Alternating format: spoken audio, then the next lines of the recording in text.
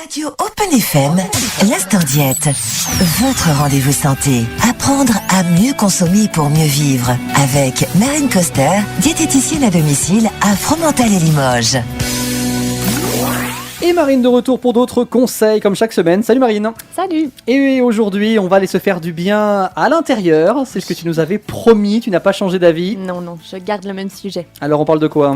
Alors, je vais vous parler d'un sujet qui fait de plus en plus parler de lui, c'est le microbiote intestinal. Alors, je sais pas si tu sais ce que c'est, si tu en as déjà entendu parler. Je sais pas, ça a l'air tout mimi en tout cas. Le petit microbiote, on aimerait bien en avoir. Bon, visiblement, on en a tous. Oui, donc, on en a tous et c'est très très important. On peut pas le caresser, mais a priori, il est là, il va falloir en prendre soin, d'après ce que je comprends. Oui, il faut en prendre soin. Bon, alors c'est quoi ce microbiote déjà ? Alors, le microbiote, en fait, c'est l'ensemble des micro-organismes qui se trouvent dans notre corps, que ce soit des bactéries, des virus, des parasites, des champignons non pathogènes, et qui vont vivre vraiment dans un environnement spécifique. Donc c'est pas forcément, parce que moi je pensais à tout ce qui est intestinal, mais c'est pas que ça. Non, en fait. voilà, on a différents microbiotes, donc on en a au niveau de la peau, au niveau de la bouche, au niveau du vagin, donc vraiment au niveau des muqueuses. Et c'est pour ça qu'on en a aussi au niveau de la muqueuse intestinale.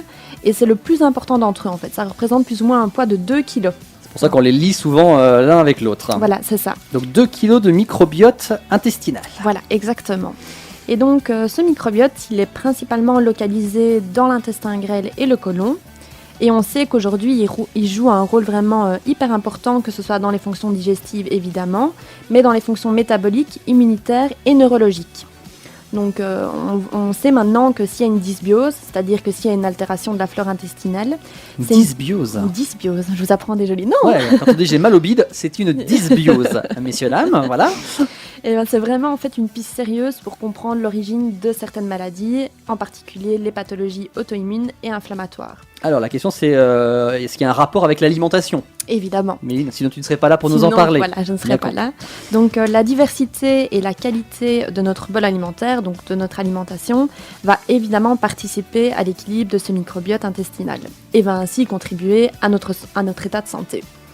Donc la flore intestinale, elle va se constituer progressivement dès la naissance.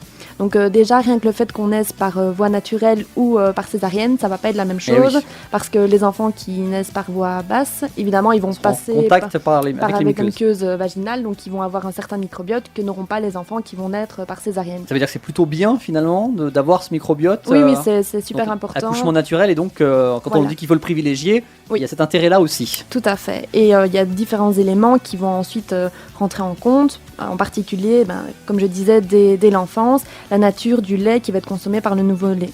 Donc si les bébés sont allaités au sein, ils vont avoir une flore microbienne qui sera totalement différente de celle des bébés nourris au biberon. Accouchement par voie basse et le sein, c'est le mieux. Voilà. Mais bon, c'est pas pour ça que les autres enfants n'ont pas une bonne flore. Mais c'est ça, il y a ceux qui se désespèrent. Mon Dieu, moi j'ai rien eu de tout ça.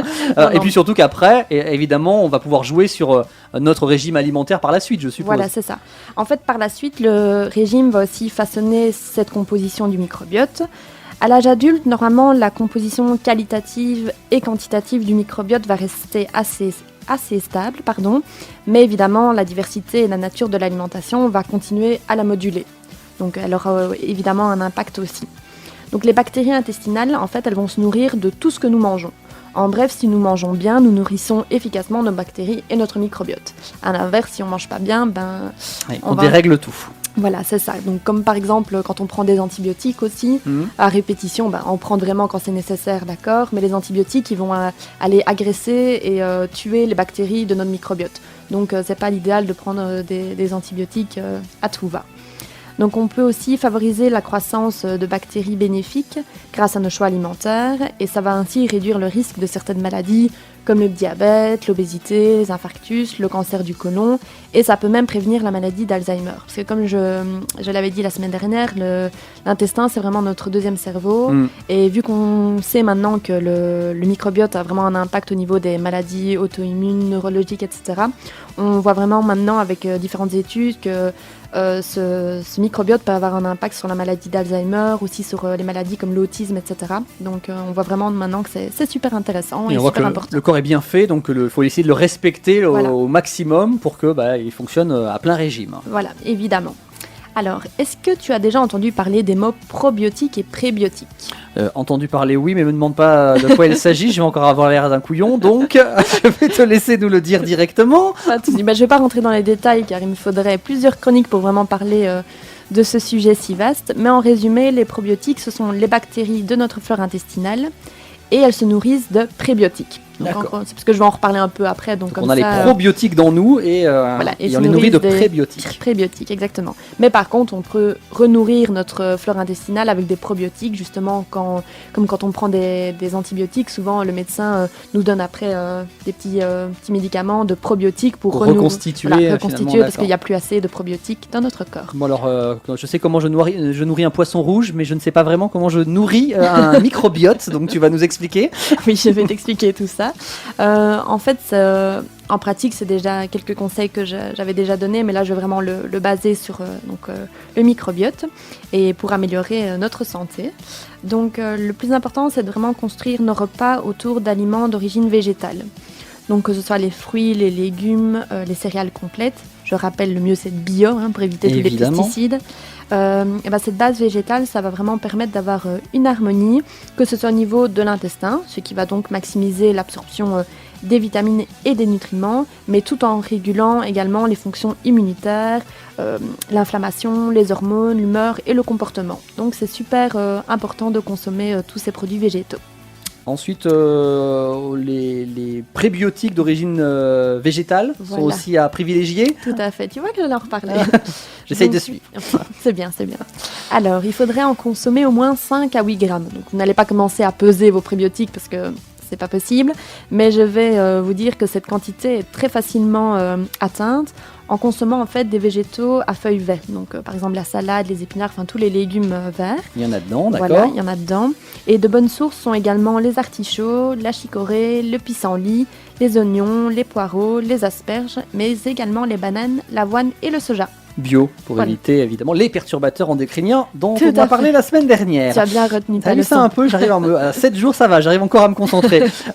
Et puis l'idée c'est aussi de renforcer notre flore en ajoutant peut-être tout ce qui est un peu fermenté par exemple. Voilà, c'est ça, donc tout ce qui est fermenté, ça va permettre de renforcer cette flore ou amener également des probiotiques comme je le disais il y a quelques instants. Donc ça va vraiment permettre de renforcer cette flore et de renforcer notre muqueuse intestinale.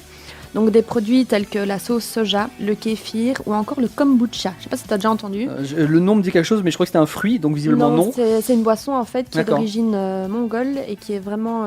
déjà c'est bon, donc c'est... Ouais, tu as déjà goûté toi, tu as déjà testé. J'ai déjà goûté. D'accord. Et c'est vraiment chouette, donc n'hésitez pas à découvrir cette boisson, c'est bien au niveau du goût et c'est bon pour votre corps. Donc, le kombucha.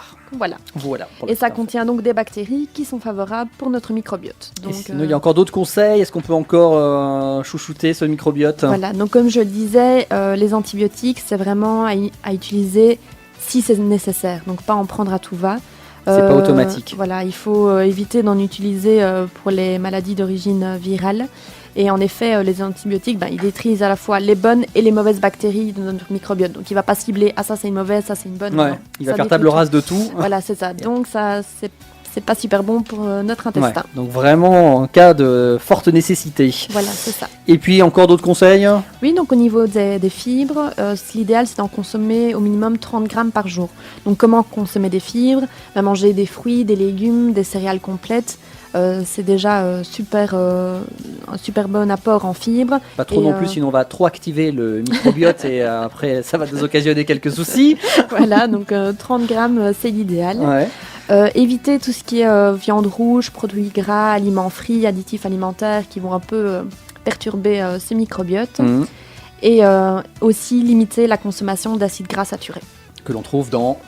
Les acides gras saturés, voilà, tout ce qui est produits préparés du commerce, les viandes rouges, tout ce qui est produit d'origine animale. Il y a des graisses saturées, donc on essaye de les limiter. Avec parcimonie. Voilà, exactement. Et avec tout ça, on a un microbiote du tonnerre. On peut se la péter, dire, moi si tu savais, j'ai un microbiote. Je sais pas comment est le tien, mais le mien. Mais n'hésitez pas vraiment à vous renseigner aussi sur des articles scientifiques parce qu'il y a plein de choses super intéressantes et ça commence vraiment à faire de plus en plus parler de lui, ce sujet.